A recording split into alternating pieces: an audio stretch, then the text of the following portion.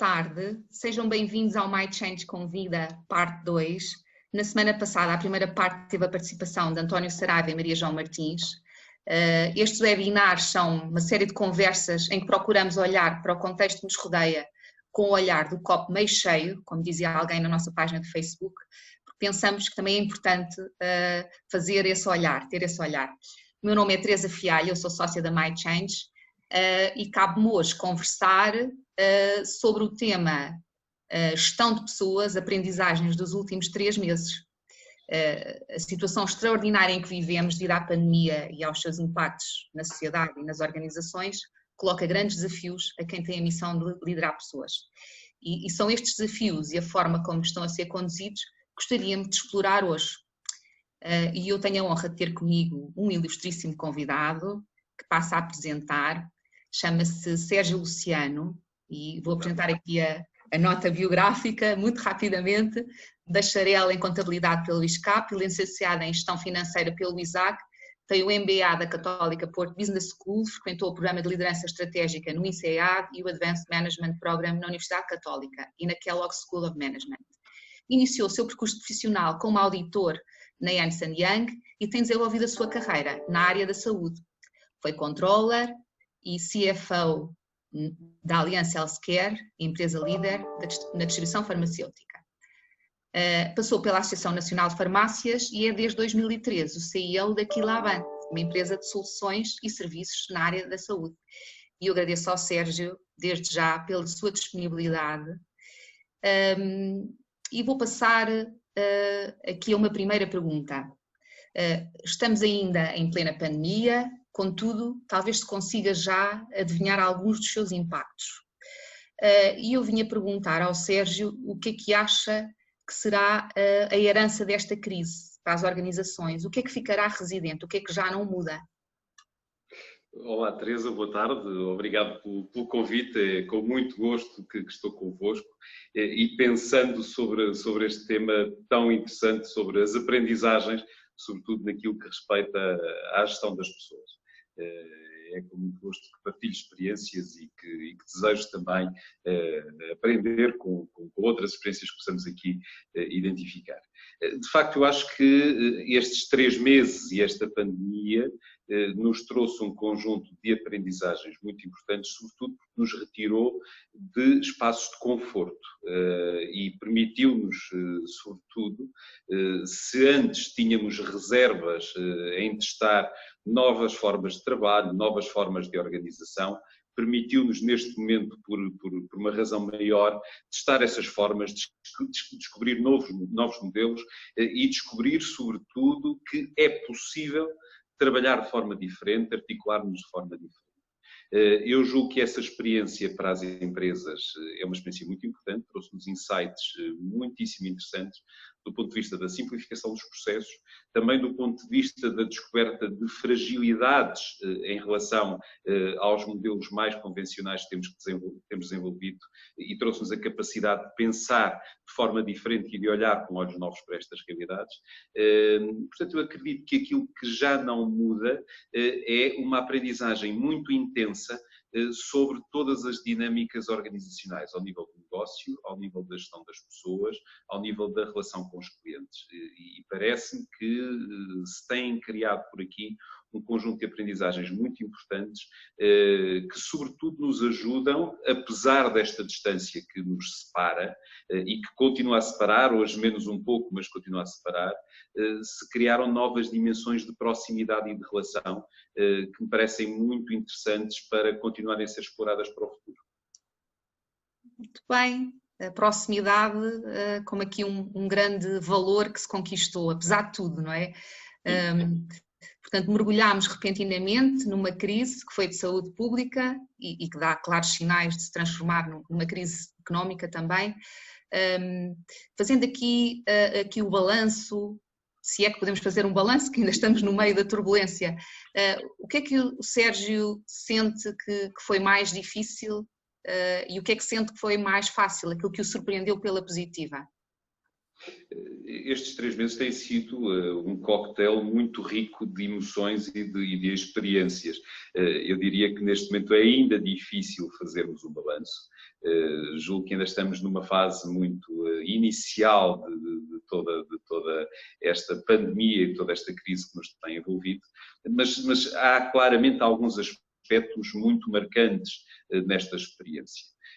Começando talvez por uma lógica mais de desafio, de dificuldade, eu diria que definitivamente a incerteza associada a toda esta situação da pandemia e associada a toda a dinâmica dos negócios, da vida pessoal, das relações, das expectativas em relação ao futuro, foi claramente um dos aspectos mais desafiantes, mais difíceis de gerir. Naturalmente, esta incerteza combinada com uma dimensão de risco acrescido, porque a previsibilidade face ao que poderá acontecer no decurso de uma qualquer iniciativa reduz-se significativamente. E, portanto, os nossos modelos mentais de antecipação do que vai acontecer entram em crise e o risco associado às decisões, e gerir é isto mesmo, é decidir e escolher face à incerteza, o risco acaba por ser muito significativo. E aqui coloca-se para as organizações, para a gestão das pessoas, para as nossas decisões de negócio, uma dinâmica de dilemas muito interessante, porque a determinada altura, enquanto organização, interrogamos-nos, bom, mas vamos fazer investimentos e vamos desenvolver o nosso negócio para servir os nossos clientes e responder no âmbito daquilo que é esperado de nós, ou então vamos salvaguardar-nos e proteger-nos, esperar que o risco passe e depois reagir.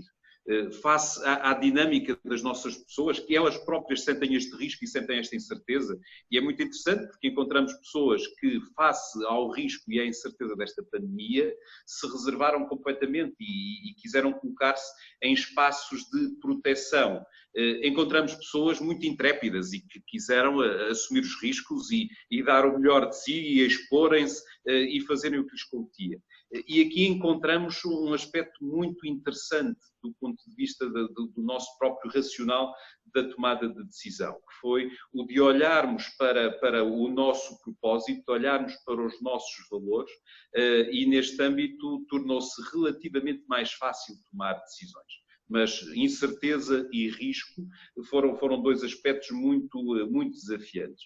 Como aspectos positivos, por outro lado, tem sido extraordinária a experiência da dinâmica positiva criada em torno das equipas e criada em torno das pessoas. E, de facto, as pessoas assumiram as dificuldades, a incerteza, os desafios que vamos enfrentando como elementos de estímulo para o seu desenvolvimento.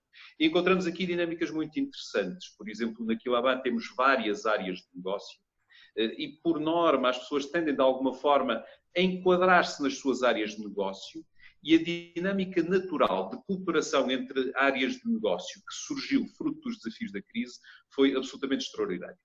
As pontes que se criaram entre diferentes departamentos para surgirem lógicas de entreajuda foi notável. Um outro aspecto muito interessante e muito curioso foi a dinâmica de tolerância acrescida face ao erro ou face à dificuldade. E, de facto, as pessoas confrontadas com a dificuldade, com as suas próprias dificuldades, acabaram por ter este sentimento como um motor de compreensão, de tolerância, de entendimento para com o outro.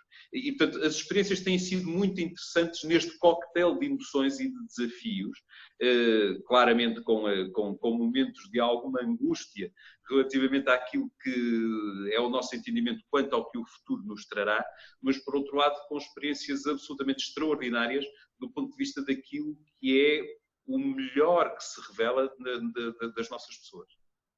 Pois, enfim, não é propriamente surpresa, penso eu, no caso do Sérgio, já ouvi falar antes, que tem um respeito enorme pelas suas equipas, não é? O descobrir que as pessoas e as equipas são capazes neste momento de se ultrapassarem, de darem muito de si, de encontrarem novos recursos, não é? De estabelecerem pontes. Portanto, é um aspecto que, apesar da dificuldade, é um aspecto que nos dá esperança, não é? Que nos dá E a dinâmica de superação, esta descoberta de que é possível, face a um risco acrescido, a algo que enfrentamos e que é difícil, permitiu-nos criar aqui uma dinâmica de confiança em torno da consciência de que é possível superarmos e irmos além, que depois funciona como um catalisador de reações recorrentes, de confiança acrescida e de acreditarmos que é possível e de nos apoiarmos mutuamente neste processo. Tem sido, de facto, muito, muito interessante essa experiência. Muito bem, muito interessante, de facto. Isto também traz aprendizagens para os líderes, não é? Portanto, faz-nos pensar que muito do que achávamos que já sabíamos, afinal ainda há aqui espaço para ampliar o nosso conhecimento, nomeadamente sobre formatos e experiências de liderar pessoas. O que é que o Sérgio sente que, na sua forma de liderar pessoas, o que é que descobriu de novo? Teresa, há uma descoberta, que eu não diria que é tanto uma descoberta, mas sobretudo uma maior consciencialização da importância do tema. Para mim e para a generalidade dos líderes naquilo lá bem, e que acredito que seja uma experiência partilhada em muitas organizações. É muito natural que em momentos de crise e que em momentos de tensão, onde a urgência e a emergência dos assuntos é muito grande, que enquanto líderes, e sobretudo quando estamos muito envolvidos na realidade, que a nossa reação seja a de imediatamente nos envolvermos com as equipas no meio da ação. De arregaçarmos mangas, de sermos exemplo, de nos envolvermos, de fazermos, de controlarmos, de estarmos profundamente envolvidos nesta realidade.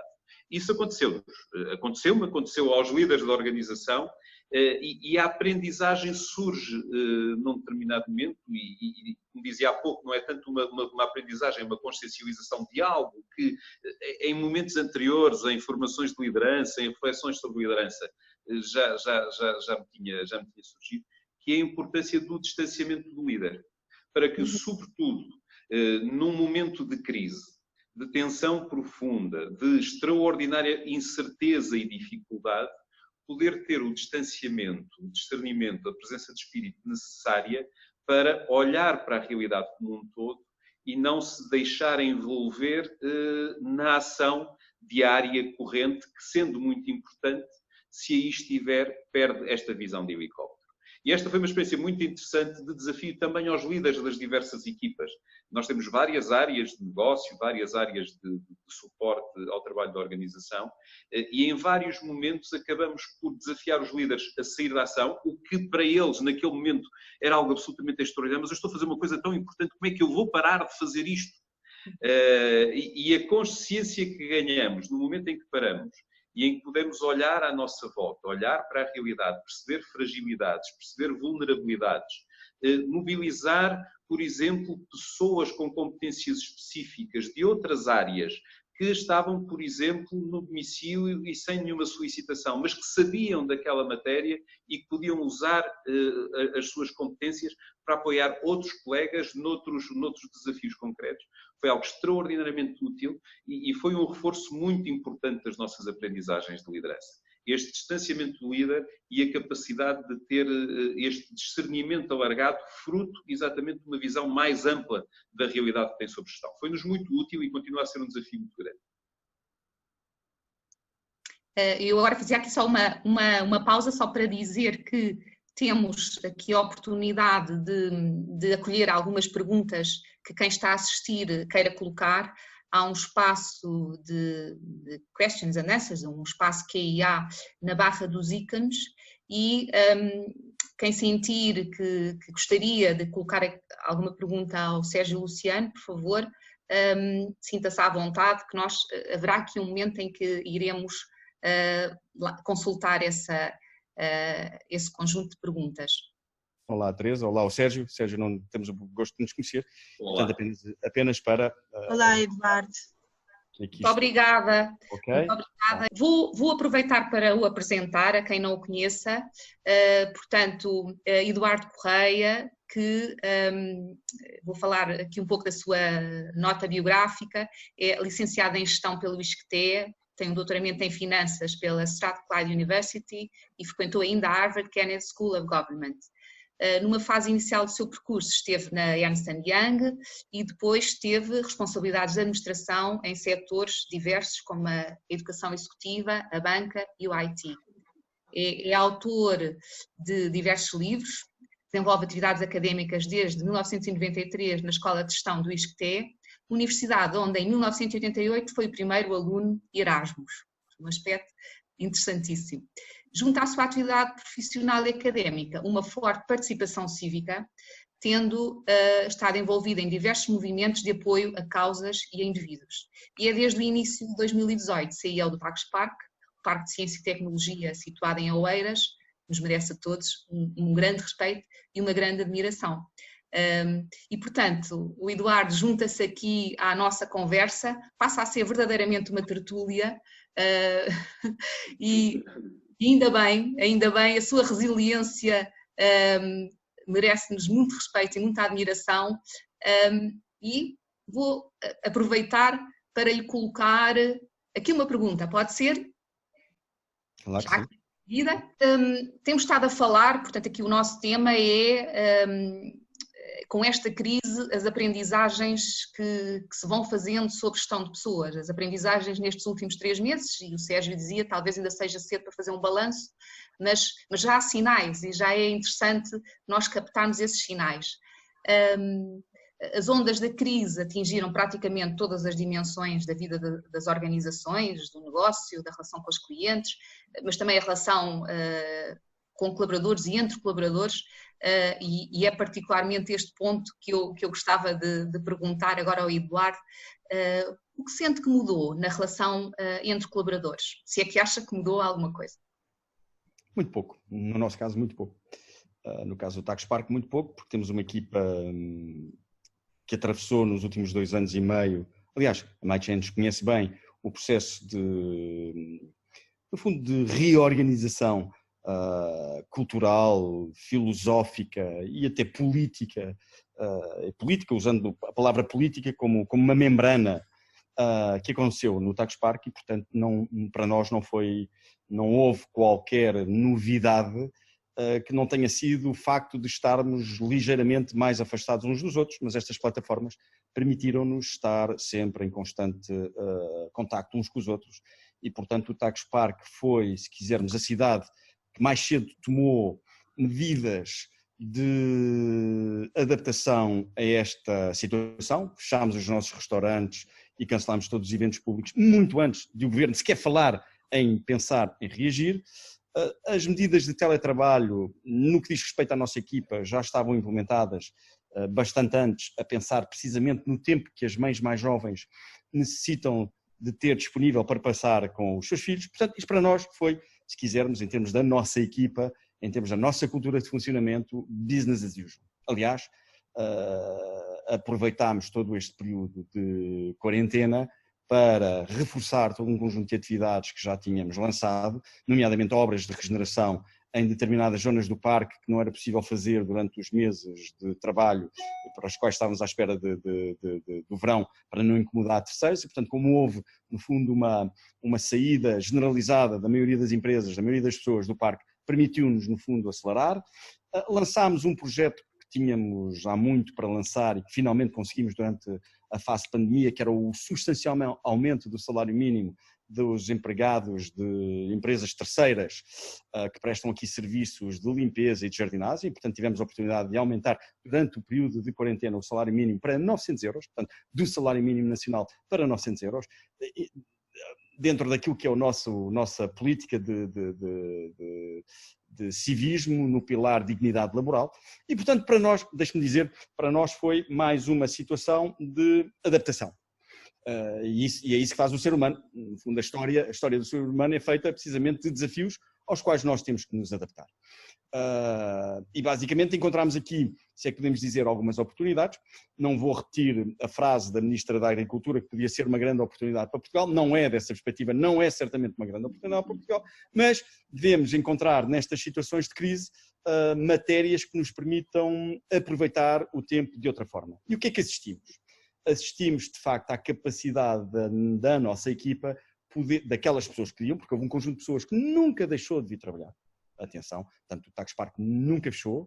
Houve um conjunto de pessoas que vieram todos os dias, as áreas de operação, manutenção, segurança, tinham que cá estar e, portanto, as pessoas estiveram cá. Eu próprio, apenas e só por solidariedade com esta gente, e a liderança, não há uma outra modo de liderar uma equipa, não seja pelo exemplo, vim cá fazer companhia e acompanhar os trabalhos destas equipas, mostrando a minha solidariedade para com essas pessoas, que sem ninguém lhes ter pedido, sem ninguém lhes ter solicitado, assumiram as suas responsabilidades. Aliás, como é hábito nesta equipa do Tax Park, assumir as suas responsabilidades. E, portanto, o que é engraçado perceber é que, de facto, a qualidade do trabalho não foi minimamente afetada, o ritmo não foi minimamente afetado e, pelo contrário, a qualidade de vida das pessoas, em algumas circunstâncias, aumentou, porque gastaram menos dinheiro em combustível, porque poluíram menos e puderam estar mais tempo em casa com as pessoas que gostam, nomeadamente com os filhos, que desta vez tiveram mesmo que obrigatoriamente ficar em casa. E, portanto, nós gostamos de olhar para o copo sempre como meio cheio, nunca como meio vazio. Uma forma de estar. E, portanto, aquilo que nós vimos foi uma grande campanha publicitária. Uma grande campanha de experimentalismo, independentemente dos aspectos absolutamente assustadores que trouxe à vida cotidiana. Vimos aqui uma grande campanha para que possamos introduzir medidas na forma como as gerações atualmente vivem e na forma um bocadinho enlouquecida como sugamos os recursos do planeta. E, por outro lado, se pensarmos em toda esta e vindo, no fundo, de quem tem responsabilidade de gerir a cidade de ciência e tecnologia mais icónica do país, verificamos aqui todo um conjunto de oportunidades que deveriam ser levadas a cabo. Eu não percebo como é que ainda se debate o tema do ensino à distância. Eu que sou professor no ISCTE, como tive a oportunidade aqui de dizer, fui o primeiro professor do ISCTE a deixar de dar aulas a propósito do Covid, e recebi telefonemas dos emissários da reitora, como é que é possível, Eduardo? Bom, ok, esperem uns dias, e evidentemente acabámos todos por fechar e ter aulas à distância, através destas plataformas. Aquilo que eu encontro são alunos mais concentrados neste tipo de aula, muito mais concentrados, é impressionante, mais atentos e até mais participativos. Ou seja, este é um fenómeno que merecia ser estudado. Não dispensa, obviamente, estas plataformas não dispensam o contacto humano, nem substituem o contacto humano, nem é isso que se pretende. Agora, nós podemos sugar menos do planeta, emitir menos carbono, utilizando estas plataformas para os tribunais funcionarem mais rápido e melhor, para a relação entre o cidadão e as empresas e a administração pública funcionar mais agilizada, para podermos ter reuniões internacionais e locais sem que tenhamos que andar aí todos nas filas de trânsito e de um lado para o outro. E, portanto, vem-nos demonstrar, de facto, mesmo aos mais inovadores, que era possível ir mais longe. E esse é o lado positivo da crise. A crise, no fundo, tem um conjunto de problemas que, ao mesmo tempo, trazem oportunidades. Portanto, para o Tax Park foi algo que nós aceitámos com a maior das tranquilidades, preparámos-nos para o regresso e, portanto, somos uma entidade hoje, somos um local, somos uma cidade completamente higienizada, com todas as regras de segurança que nos permitem levar a nossa vida exatamente como levávamos anteriormente, com cuidados adicionais, mas para isso é preciso que as estruturas estejam devidamente preparadas. E, portanto, uma vez mais, olhamos para a realidade. Há, aliás, uma história, e por aqui terminarei esta minha primeira intervenção, há uma história que eu gosto muito de contar aos meus alunos, e não passa de uma história, que ilustra precisamente este olhar da realidade e que tem a ver com o conceito de matriz SWOT, onde nós colocamos análise interna e análise externa e depois transformar e oportunidades e ameaças, pontos fortes e pontos fracos, e depois necessitamos transformar esta SWOT, que é muito estática, numa SWOT dinâmica, para que dessa SWOT dinâmica nós possamos encontrar todo um conjunto de áreas de atuação, seja na reformulação de matérias que somos mais frágeis, seja no aproveitamento de oportunidades que identificamos no exterior. E conta esta história que duas empresas muito robustas da área do calçado enviaram cada uma delas, muito robustas e concorrentes uma da outra, enviaram, se quisermos, empresas equivalentes, enviaram cada uma delas um prospector comercial a uma ilha de pés descalços. E os relatórios de prospecção, apesar da informação ser exatamente a mesma, Ou seja, não há diferença no acesso à informação, não é? E, portanto, estamos a falar em mercado perfeito, naquilo que a bibliografia chama de mercado perfeito. Os relatórios de prospecção são opostos.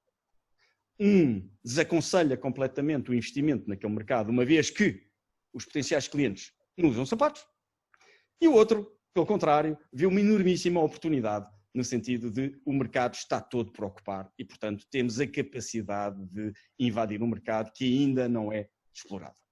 O que é que variou aqui? Apenas e só as características de aversão ou admissão ao risco e de capacidade de transformação da realidade que cada um dos analistas tem. Bom, e, portanto, a história é feita, de facto, de quem a quer transformar e não tanto de quem se conforma, não tanto do conformismo. No Tax Park, nós estamos do lado daqueles que querem transformar a história e, por isso, enfrentamos toda esta situação como uma oportunidade de fazer mais e melhor.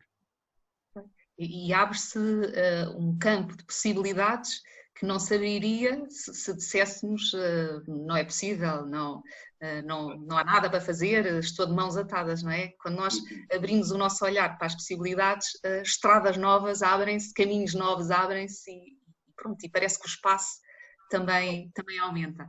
Eu acho que nós somos uns privilegiados, Teresa. A nossa geração é privilegiada. A nossa geração viu o homem chegar à Lua. A nossa geração viu o muro de Berlim cair. A nossa geração viu Tiananmen Square e viu o mundo, que era uma coisa enorme, tornar-se uma coisa muito pequenina. Aliás, se os nossos avós tivessem a possibilidade, quando tinham a idade que nós temos hoje, portanto há 70 anos atrás, ter viajado no tempo e observar a forma como nós hoje vivemos, é pura ficção científica aos olhos daquilo que era a realidade dos nossos avós quando tinham a idade que nós temos hoje. Nós temos pensado dessa forma relativamente ao futuro. Nós vivemos apenas na fase mais desenvolvida da história da humanidade se a nossa referência for o passado. Contudo, se a nossa referência for o futuro, nós vivemos num qualquer fase primitiva relativamente a tudo o que se virá a passar na história. Portanto, a nossa obrigação é, se quisermos, garantir que entregamos e que aprendemos e que entregamos um legado às gerações que aí vêm melhor que aquilo que hoje temos. Essa é a nossa obrigação. E para isso não podemos, no fundo, assustar-nos com os desafios. A história é feita de desafios.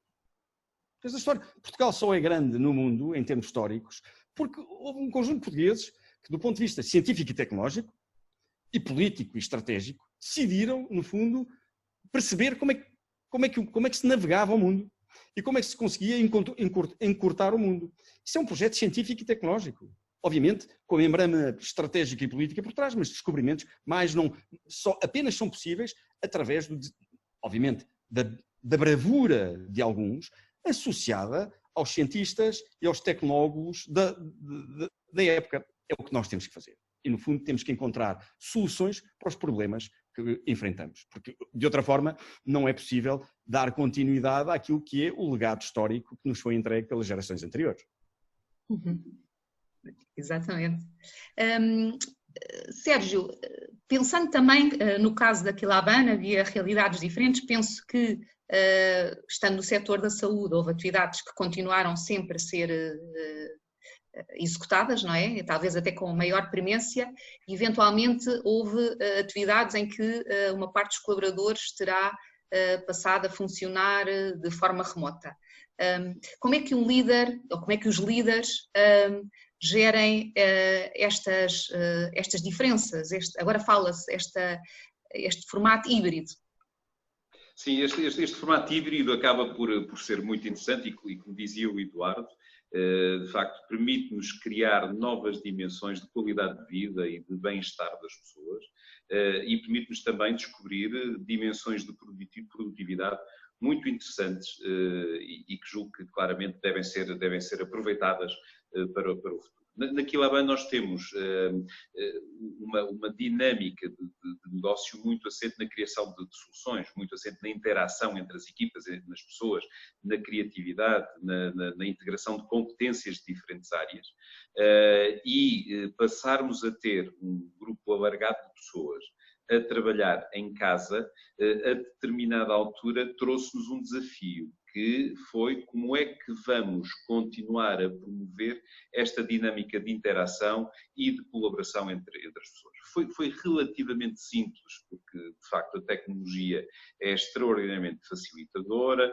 os modelos de suporte tecnológico que dispunhamos, passando pela utilização de computadores portáteis, que a maior parte das pessoas já tinha acesso com regularidade, são muito facilitadores desta colaboração, mas a determinada altura encontramos aqui uma dificuldade, a dificuldade de criar motes de discussão e de interesse e de proximidade que nos permitissem manter esta coesão da interação entre as equipas e a determinada altura a falta desta interação social que existe no espaço de trabalho, nas nossas instalações, como é que a podemos replicar em termos de trabalho ao domicílio.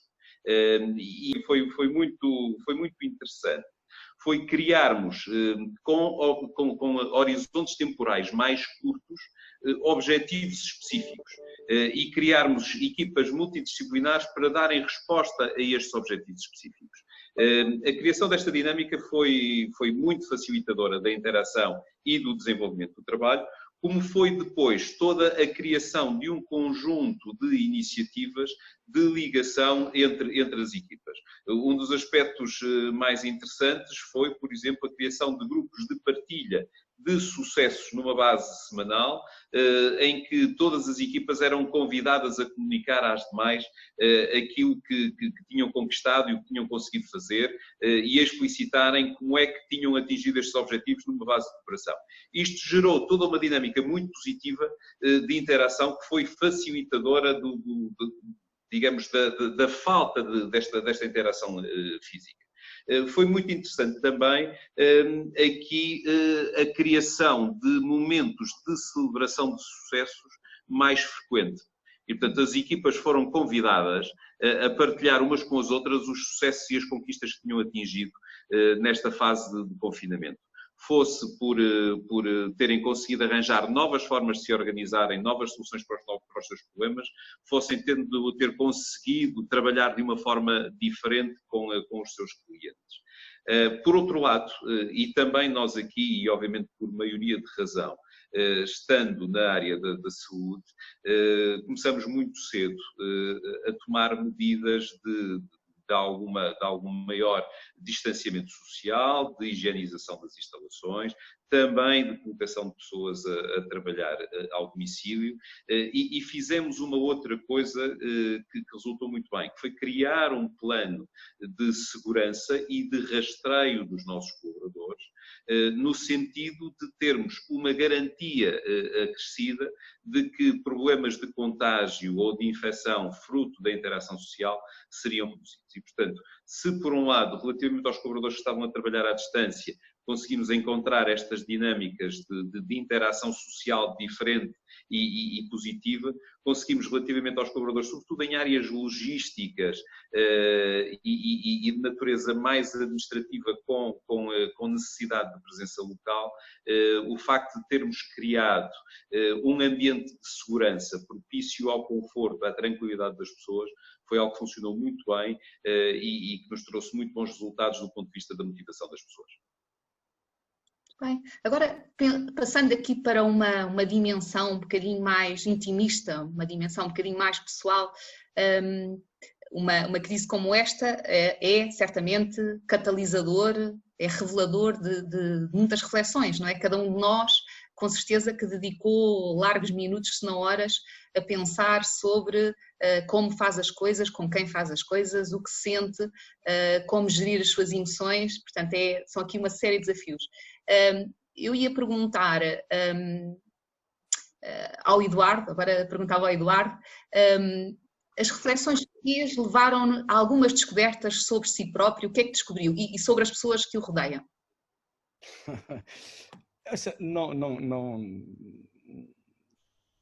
Não quero parecer uma pessoa muito limitada, mas não descobri assim grande coisa, de novo, está a ver? Fiz aquilo que me pareceu sensato fazer. Aproveitar o tempo, como sempre faço, de forma intensa, para fazer, dentro das circunstâncias, as coisas que gosto de fazer. E, portanto, manter-me muito ligado à minha equipa, ao que acontece no Tagus Park, aproveitar para estar mais tempo com os filhos, isso é uma coisa talvez muito positiva deste tempo, estar mais tempo em casa, que é uma coisa que eu faço pouco, ainda por cima tenho uma casa onde é bom estar e portanto onde raramente aproveitava para estar, e depois a grande novidade foi eu cozinho habitualmente uma vez de 2 em 2 anos. Aprendi a cozinhar quando era estudante de mestrado em Glasgow, no meu primeiro apartamento em Glasgow, em que no fundo dividi o apartamento com um médico do Bangladesh, um pediatra do Bangladesh, que fazia na altura o seu doutoramento numa matéria qualquer de pediatria, 2 escoceses da área das ciências tecnológicas e um biólogo francês que produzia cerveja no quarto. E portanto foi essa fase da minha vida em que eu cozinhava e nunca dei grande cozinha. E desta vez dizem os meus filhos que eu já não produzo refeições, produzo alquimia. E portanto o que eu descobri é que havia um chefe de cozinha escondido em mim. Foi a única descoberta. De resto, aproveitei para ser a boa pessoa que tento ser todos os dias. Todos os dias nós evoluímos e todos os dias tentamos ser melhores e todos os dias tentamos contaminar os outros com energia positiva, com confiança, com reconhecimento, com meritocracia. Foi isso que fomos fazendo, no que diz respeito à minha maior responsabilidade atual em termos profissionais, que é, no fundo, garantir que o Tagus Park continua na rota de ser uma cidade de ciência e tecnologia absolutamente exemplar, não só em contexto nacional, mas também em contexto europeu. E, por outro lado, na minha vida mais privada, senti muita falta dos abraços e dos beijos aos amigos, às amigas, à família. Tive o dia mais triste da minha vida durante esta pandemia. O meu pai partiu durante esta pandemia e, portanto, um dos maiores medos que tinha desde criança, que era a perca dos pais, aconteceu durante esta pandemia. Também, e essa foi talvez a grande descoberta. Eu que tinha um grande medo toda a vida da morte, percebi que a morte faz parte da vida e, portanto, a aceitação desse momento tão difícil, tão estranho, também aí, uma vez mais, uma lição que o meu próprio pai me soube dar no momento da sua partida e, portanto, isto, independentemente da pandemia e deste tempo, ajudou-me a encarar uma matéria que é complicada, para a qual não estamos muito habituados, ou para a qual não fomos educados, efetivamente, de uma forma que a mim próprio me surpreendeu. E, portanto, aprendi, se quiser, estas duas coisas tão simples, aparentemente tão simples, mas para mim tão complexas. O lidar com a morte daqueles que amamos e, por outro lado, descobrir uma coisa que também é banal para a maior parte das pessoas, os prazeres e o amor que podemos pôr na cozinha. As saudades apenas dos abraços, basicamente. O resto, business as usual. E agora aqui para o Sérgio, também uma pergunta assim da vertente mais pessoal. O Sérgio é sempre uma pessoa muito serena, muito construtiva. Qual tem sido aqui a sua fonte de energia nestes tempos que às vezes são difíceis? Sim, nós temos vivido tempos muito difíceis e muito exigentes. Na Quilabã, os últimos 3 meses têm sido de trabalho intenso, 7 dias por semana e eu diria praticamente 24 horas por dia, na medida em que muitas das nossas transações são também feitas com muitas entidades do outro lado do planeta, o que nos obriga a uma disponibilidade permanente. Claramente, a minha fonte de energia e a fonte de energia de muitas das pessoas que na Quilabã têm dado o melhor de si ao longo deste tempo está muito relacionada com aquilo que é o nosso propósito. Procuramos e temos claro para todos ter um propósito que nos inspire, e esse propósito é o de cuidarmos da saúde e bem-estar de pessoas como nós, e procuramos ver pessoas como nós, pessoas de quem gostamos, naquelas pessoas que servimos, e este propósito tem sido, de facto, um elemento de extraordinária inspiração para todos nós e para mim também. Percebermos que, do outro lado, temos a oportunidade de servir pessoas reais, que têm os problemas que nós temos, que enfrentam as dificuldades que nós enfrentamos, é algo que é muito forte e que nos motiva de uma forma muito intensa. Partilho convosco uma das experiências que nos surgiu nos primeiros dias desta pandemia. Ainda tínhamos o drama das zaragatoas que não existiam e queríamos fazer testes à população, e em muitos casos não haviam reagentes, noutros casos não haviam laboratórios com capacidade de responder à procura que tínhamos, e faltava-nos uma coisa básica e elementar, que não é propriamente um cotonete como conhecemos, mas algo que tenha um aspecto parecido, embora depois tenha um meio de cultura para preservar a amostra, para poder ser analisada, e faltavam-nos estes produtos. E eu tinha num sábado de manhã um diretor de um hospital, de uma zona que estava de facto particularmente assoberbada, desesperado, a ligar e a dizer: eu preciso que me ajude, preciso que me encontre zaragatoas, eu tenho 100 pessoas à espera para ser testadas e eu não tenho zaragatoas. E este momento foi um momento, para mim e para Aquilabad, de resto, marcante no desenvolvimento seguinte. Porque nesse dia começamos a mobilizar as equipas e a usar esta história como um referencial daquilo que era a nossa missão. E se alguma incerteza havia relativamente à dimensão de risco que poderíamos enfrentar na nossa abordagem a este problema, o percebermos que do outro lado tínhamos pessoas numa fila de espera para fazerem um teste com uma angústia tremenda, procurando perceber se estavam ou se não estavam infectadas. Pensarmos que estas pessoas podiam ser os nossos pais, as nossas mães, os nossos filhos, os amigos, as pessoas de quem gostamos, traz-nos de facto um estímulo extraordinário para podermos de facto encontrar energia para fazer algo de uma forma diferente. Por outro lado, há uma outra dimensão que é também muito evidente. É percebermos que esta crise representa para nós um desafio muito grande de, face à dificuldade, face ao desafio, face à incerteza, podermos assumir o nosso papel de autores do nosso próprio destino. E enquanto líderes das organizações, trata-se de percebermos das centenas de famílias que dependem da dinâmica e da realidade da organização que lideramos. Trata-se de olharmos para a nossa própria família, para as pessoas que conhecemos e de quem gostamos, e nos perguntamos a nós próprios que futuro é que nós queremos para estas pessoas, que futuro é que queremos para nós. E estando nós, obviamente, no centro das áreas de resposta em termos de saúde, com farmácias a funcionar a tempo inteiro, com clínicas médicas a reinventarem-se do ponto de vista do seu serviço e a fazerem consultas à distância, com equipas a formarem intensivamente equipas hospitalares para poderem fazer diagnóstico, com a descoberta de fornecedores em quantidade suficiente de equipamentos de proteção individual para permitir aos profissionais de saúde darem resposta às pessoas que deles necessitam. Isto tornou-se de facto um estímulo muito forte para nós e foi algo muito presente no nosso dia-a-dia em termos de estímulos para uma resposta possível. Uhum.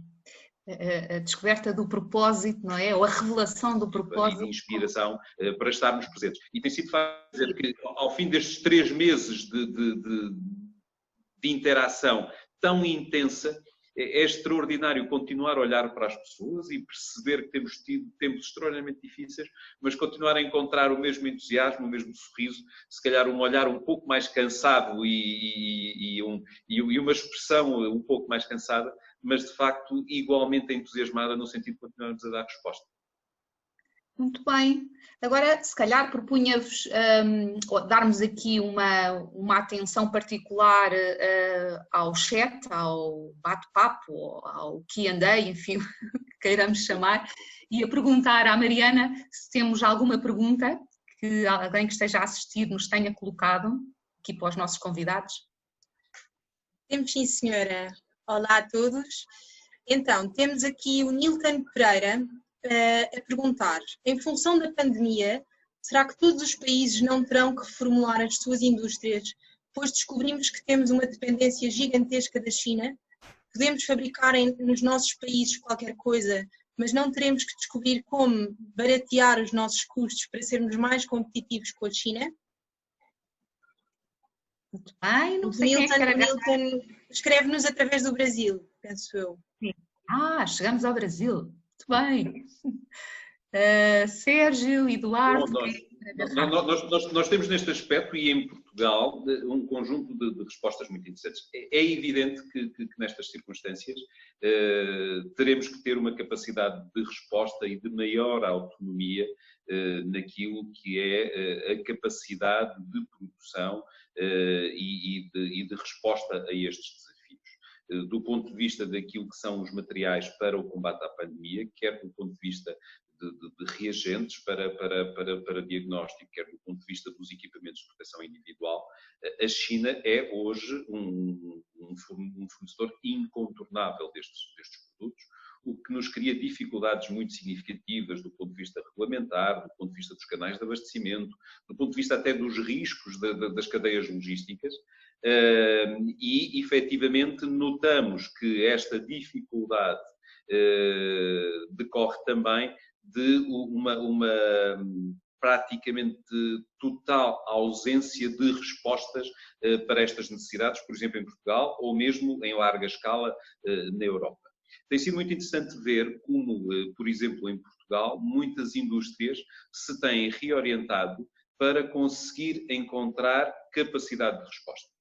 Naturalmente, e respondendo de uma forma mais direta ao Milton, acredito que sim, acredito que é importante que os países criem algumas dimensões de autonomia, sobretudo para respostas numa dimensão mais urgente. É necessário que criemos também capacidades de escala e dinâmicas de produção com eficiência que nos permitam ter ganhos económicos capazes de sustentar esta abordagem.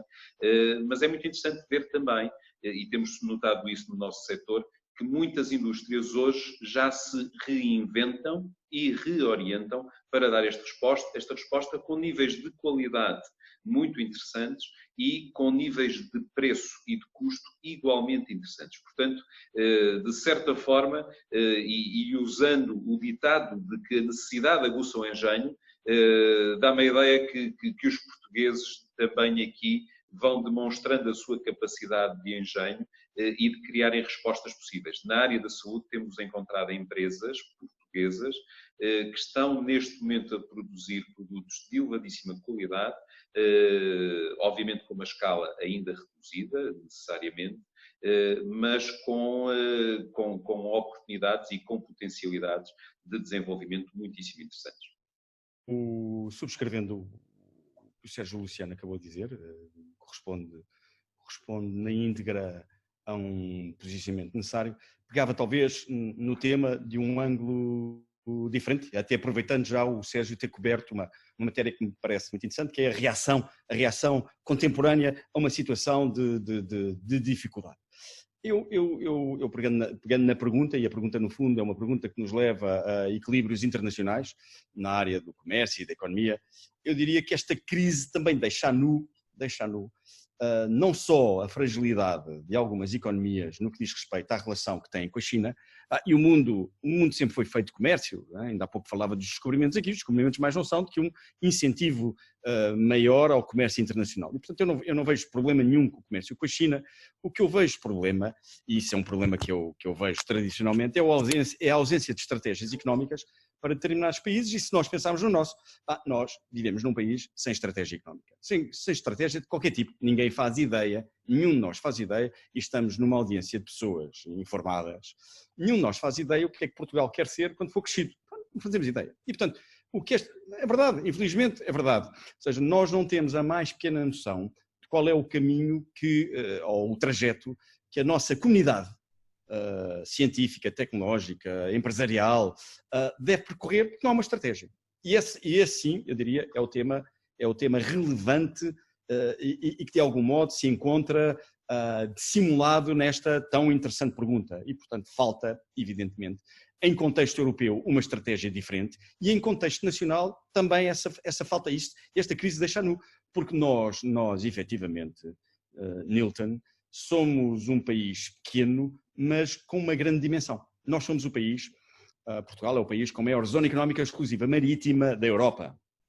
Ora, se houvesse uma estratégia de exploração desse impressionante ativo, que é o Atlântico Norte, e há uma organização no mundo muito importante, que é a NATO, não é? Que significa, quer dizer, que é um bocadinho OTAN para nós, não é? A Organização do Tratado do Atlântico Norte. Os donos do Atlântico Norte são os portugueses, é Portugal. Portugal é o dono do Atlântico Norte. A nossa zona económica exclusiva marítima encosta praticamente a Nova Iorque. E, portanto, há na exploração do oceano, se quisermos, todo um conjunto de atividades mais militares, mais científicas, mais alimentares, mais energéticas para explorar. E, portanto, é a ausência, e, portanto, nós não devemos, no fundo, querer copiar a China ou querer nos substituir à China. A China é um país muito particular, que dominou a história da economia durante vários séculos. Apenas nos últimos 2 séculos tem sido relativamente atrasada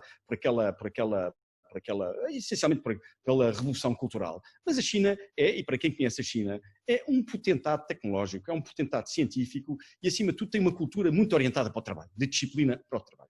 E, portanto, é impossível concorrer com a China naquilo que são as mais-valias da China. E, portanto, qualquer país, como qualquer empresa, tem que encontrar os seus fatores diferenciadores, tem que encontrar os seus ativos e, sim, é importante que as nações o possam fazer. E esta crise é novamente uma boa oportunidade, primeiro para Portugal, se tivéssemos a gerir o país, gente com pensamento de gestão. Era uma boa oportunidade para introduzir mais tecnologia no relacionamento entre as instituições públicas, já que há pouco mencionei, tribunais, repartições, por aí fora, com o cidadão e com as empresas, facilitando, no fundo, a relação, agilizando processos que demoram muito tempo e que atrasam a economia, tornando-os mais rápidos, mais ágeis. E, por outro lado, seria uma boa oportunidade para pensar para Portugal, tal como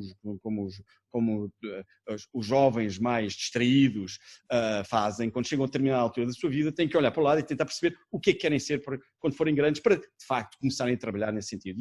E esta crise poderia ser uma boa oportunidade. Não vejo à nossa volta grande debate sobre essa matéria, mas isso também é decorrente de um outro problema, que é o sistema político europeu, que produz, no fundo, líderes ou pelo menos dirigentes, não vejo líderes, dirigentes muito frágeis. Eu voltava aqui às minhas perguntas intimistas, peço desculpa, mas há uma grande curiosidade nossa de conhecer mais sobre o que move líderes inspiradores como o Sérgio e como o Eduardo. E quando eu digo inspiradores, até não somos só nós quem o diz, são as próprias equipas que trabalham convosco que o dizem e portanto nós somos só aqui também reveladores desse sentimento. E a minha pergunta era, e pode ser para os dois, são pessoas inspiradoras, mas onde é que vão buscar a vossa própria inspiração? Bom, Teresa, nós publicamos na Quilabã há relativamente pouco tempo algo que nos deu um imenso prazer em construir. A determinada altura questionávamos nesta dinâmica do agradecimento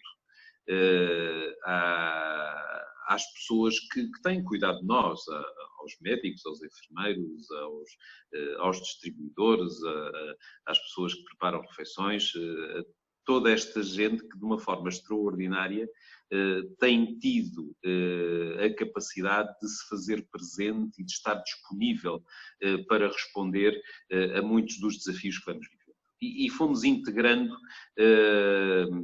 toda esta dinâmica que muitas organizações foram seguindo, este desejo de agradecer. E a determinada altura pensamos exatamente naquilo que nos traz uma energia positiva. Foi nas nossas crianças, foi no nosso futuro. E convidamos os nossos filhos a explicarem o que é que eles desejavam ver, o que é que eles desejavam fazer, o que é que eles desejavam que acontecesse no fim desta crise. E acabamos por produzir aquilo a que chamamos uma mensagem do futuro. Ou seja, aqueles que são o nosso futuro, a dizerem-nos o que é que desejam que aconteça e o que é que desejam encontrar. E encontramos as coisas mais simples e corriqueiras, como voltar à escola, voltar a abraçar a família, encontrarem-se com os amigos, voltarem a ter uma festa, andar de bicicleta com outros amigos. As coisas mais simples da vida que, de alguma forma, estas crianças que são o nosso futuro não encontravam hoje e não têm encontrado em função desta situação. E eu diria que este tem sido para nós, para mim e para as pessoas na Quilabã, um grande fator de motivação e de energia em torno daquilo que procuramos construir. Por outro lado, é também determinante o desafio de, como eu dizia há pouco, nos tornarmos nós próprios autores da nossa própria história, de procurarmos encontrar caminhos de possibilidade, de fazermos pontes com o futuro e, portanto, de alguma maneira, não nos rendermos a uma realidade que pode muito bem justificar dificuldades, problemas, limitações, mas esta inspiração de atitude positiva que de resto nos vem de muitas pessoas que se vão cruzando connosco no dia a dia, de grandes líderes que identificamos e que respeitamos, de pessoas que muitas vezes nos dedicamos apenas, e faço com algum gosto, a observar no dia a dia e que realmente são exemplos extraordinários de resiliência, de vontade, de determinação.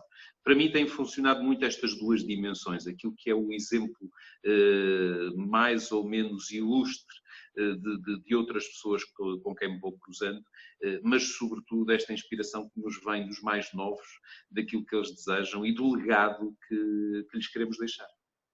Uhum. Penso que temos também mais uma pergunta, não é verdade, Mariana? Se calhar é a última. Vamos aqui considerar esta a última pergunta. Sim. Portanto, a Mónica Torbey diz: boa tarde, agradeço a participação. Sabemos que as lideranças precisarão de estar mais próximas e serem transparentes com as suas equipas, já que precisam de procurar mais confiança na relação com os seus colaboradores. Como é que as empresas farão para avaliar este novo perfil e implementar o quanto antes este novo perfil diante da crise que estamos a viver? Portanto, um bocadinho as competências, as novas valências que se vão procurar nos líderes e que foram reveladas aqui pela crise. Não sei quem é que quer dar aqui uma resposta a esta questão. Posso lançar. Eu diria que nós às vezes baralhamos o conceito de dirigente com o conceito de líder. O líder é quem dá o exemplo, é quem no fundo é capaz de criar inquietude, inconformismo, insatisfação constante na forma como trabalhamos e procura, através também do exemplo, não só pela definição do caminho, mas através do exemplo, no fundo, mostrar, dando o exemplo, mostrar qual é o caminho, com essas características. E, portanto, um líder não é hoje, na gestão desta crise, e é apenas uma crise, está longe de ser um caos, é uma crise, e é uma crise que ainda por cima é sistémica, toca a todos, obviamente que afeta infelizmente uns de forma muito dura, muito dura, e para isso é necessário que a comunidade se una para, e daí o sistema de segurança, é aqui que se verifica a necessidade de um sistema de segurança social, tanto ao nível da saúde como ao nível do rendimento, para proteger de facto alguns que foram apanhados completamente de surpresa por este furacão económico. Para além do furacão sanitário, há um furacão económico, há muita gente no desemprego, há muita gente em dificuldade, mas os líderes não devem ser, não devem ser diferentes hoje do que eram há meia dúzia de meses atrás. E, portanto, aqueles que já eram líderes continuaram a ser líderes, trazendo precisamente esses conceitos para cima da mesa, o conceito de inquietude, dando o exemplo, sendo capazes de definir caminhos, sendo capazes de confortar os em posição mais difícil e trazendo no final do dia aquilo que é, eu diria, a obrigação de qualquer um de nós quando tem responsabilidade sobre outros. Trazer condimentos de felicidade, de tranquilidade, de bem-estar. No nosso caso, volto a dizer, no Tagus Park nós estamos constantemente preocupados em reforçar os conceitos de meritocracia numa comunidade que se quer divertida, responsável, focada, mas divertida. E, portanto, nós fizemos, para além, já aqui falei do salário mínimo, o salário mínimo foi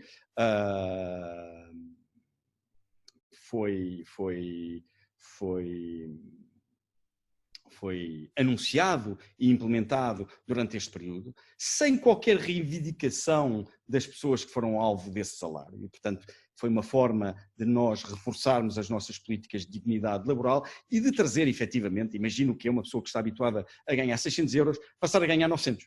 E relativamente ao qual esse seria um objetivo completamente impensável. E, portanto, isto é trazer felicidade, é partilhar emoções e reconhecimento do bom trabalho. Por outro lado, como sabe, Teresa, lançámos durante a pandemia e na nossa vertente de trazer a arte, as diferentes artes ao Tagus Park, porque através da arte podemos de algum modo estimular e ajudar a tal qualidade de vida, a tal bem-estar, a tal felicidade. Decidimos surpreender os membros da comunidade Tagus Park, estas 17 mil pessoas por aqui trabalham, com novos grafites, com alguns dos principais grafiters do país, a pintar as nossas garagens com motivos associados à poesia, à história portuguesa, à felicidade, ao conhecimento, aos unicórnios, que é um símbolo muito importante para as empresas startup, e portanto a incubadora, o parque de estacionamento da incubadora levou com um unicórnio e com um mocho e todo um motivo muito interessante. E portanto é nestes pequenos detalhes, nesta gestão de crise, e muitas vezes nós associamos crise a caos, não, é nesta gestão de crise e é nestes pequenos detalhes onde podemos marcar a diferença pelo detalhe. Não há muita coisa que nós possamos fazer, é a ciência que vai ter que resolver este problema, é a disciplina no comportamento público que vai ter que resolver este problema, é nos pequenos detalhes que nós podemos dar contributos, fazendo com que o cotidiano daqueles que connosco interagem seja um cotidiano mais agradável. E no final do dia, nossa principal missão é obviamente garantir que as organizações são sustentáveis, mas são sustentáveis fornecendo aos seus humanos, com ela interagem, seja nos colaboradores, seja nos acionistas, seja nos fornecedores. Atenção que o salário mínimo não foi para colaboradores do Tagus Park, foi para fornecedores de serviços ao Tagus Park. Aquilo que são os contributos para melhor qualidade de vida e para melhor reconhecimento do esforço e do bom trabalho que é desempenhado. E, portanto, liderar neste contexto isto não é uma guerra, não é? Liderar deve ser difícil em contexto de guerra, em contexto de caos, em contexto de destruição total. Os nossos ativos estão todos preservados. Portanto, muita gente quer comparar esta pandemia com a Segunda Guerra Mundial. A Segunda Guerra Mundial destruiu a Alemanha, destruiu o Japão, hoje são potências económicas e, portanto, quer dizer, é incomparável. Todos os ativos estão em perfeitas condições, exatamente iguais às que estavam há meia dúzia de meses atrás. A única coisa que ganhámos foi uma qualidade de ar e sonora nos grandes centros urbanos mais adequada, mais próximo do ambiente rural, mais próximo dos anos 60. E, portanto, não vejo que daqui possam surgir grandes lideranças. Surgiram aqueles líderes de ocasião que estão na televisão todos os dias a dizer exatamente as mesmas coisas que disseram ontem e que vão dizer exatamente amanhã. E, portanto, quer dizer, no fundo, há que no fundo, enaltecer pessoas como o Sérgio, que aqui demonstraram grande agilidade na forma como foram gerindo nos seus setores os modelos de trabalho, como trouxeram, surpreendente, ainda não tinha ouvido uma história dessas, como trouxeram os seus filhos, os mais novos, também para a construção, muito giro, a construção de uma visão de futuro. E, portanto, é um bocadinho nestes detalhes do cuidado relativamente ao próximo que nós temos que garantir que fazemos, de modo a passarmos por esta tormenta o mais imunes possível. Eu já agora aproveito também para de alguma forma, dar também o meu contributo e concordo plenamente com o Eduardo nesta dinâmica da criação de condições e de envolvente para que as pessoas sintam e vivam esta dinâmica. A Mónica colocava aqui uma questão de proximidade e de transparência, que eu diria que não é um tema exclusivo do momento de crise, é de facto um desafio permanente às lideranças e isto a mim permitiu-me invocar um outro pensamento sobre a questão da confiança.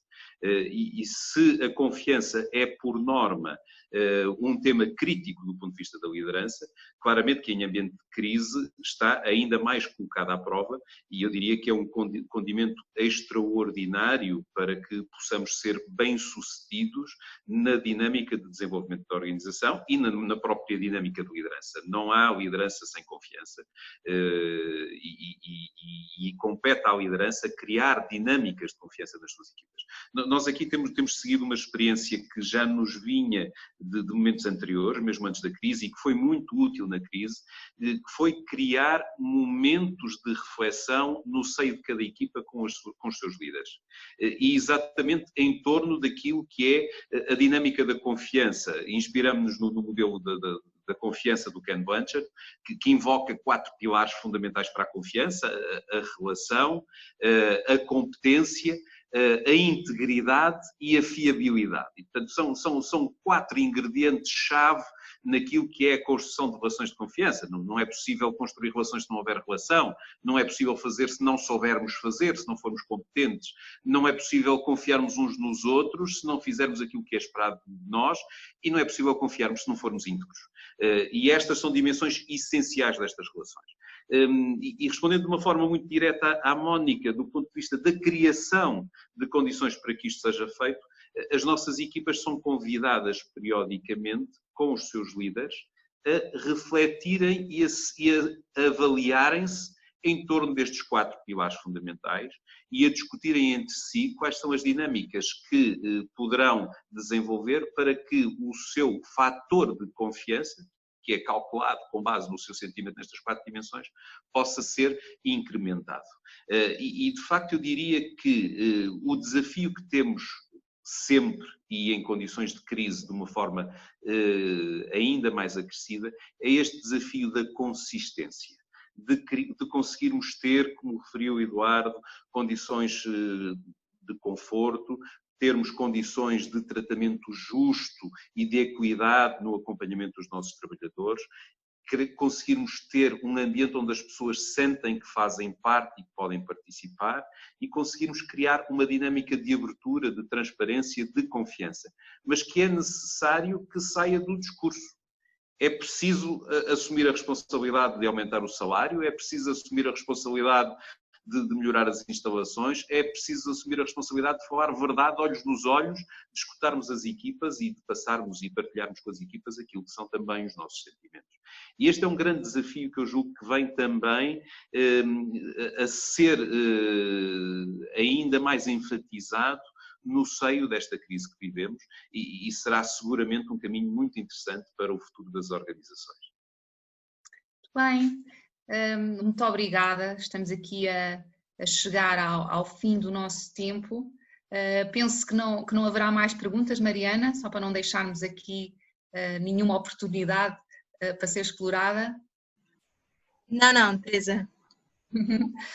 E então, eu quero agradecer ao Eduardo, quero agradecer ao Sérgio, ao Eduardo em particular, pelo facto de ter sido tão difícil entrar, não desistiu, portanto, deu-nos aqui o prazer de estar connosco nesta tertúlia e foi muito bom, muito obrigado, e ao Sérgio também, naturalmente, a vossa generosidade com que partilharam as vossas experiências, as vossas vivências, alguns aspectos também mais pessoais. A quem está a assistir também agradecer a disponibilidade, desejar que tenha sido um bom momento, que tenham gostado e até à próxima. Muito boa tarde. Adeus, boa tarde, até à próxima.